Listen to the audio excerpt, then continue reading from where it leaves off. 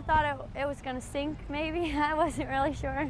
And that's what a lot of people were thinking today when a submarine at the Maritime Museum keeled over onto its side. It turns out that submarine actually sprung a leak. The 10 News reporter Jeff Lasky went on board and found out the process of finding that leak can be tricky.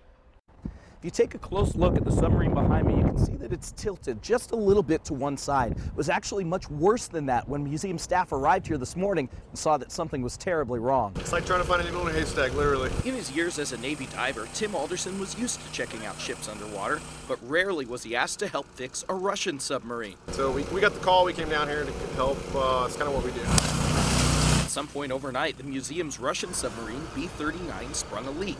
The night watchman noticed the sub was tilted and put out the call to museum staff. 5:30 is not the casual call, so someone's worried about something. Museum Vice President Mark Montijo arrived to see for himself. Normally, the green plant life growing on the sub is right at the waterline.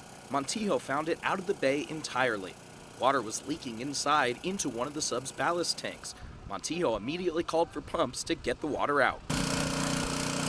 Made for quite a show for people along the Embarcadero. They kept stopping to gawk and speculate what might be wrong. We were just walking by and it's kind of tipped on its side with water coming out of it, and we weren't really sure what was going on. Under the water, finding the leak wasn't easy. It's dark, meaning Tim Alderson and the other divers were having to search the sub's hull by hand.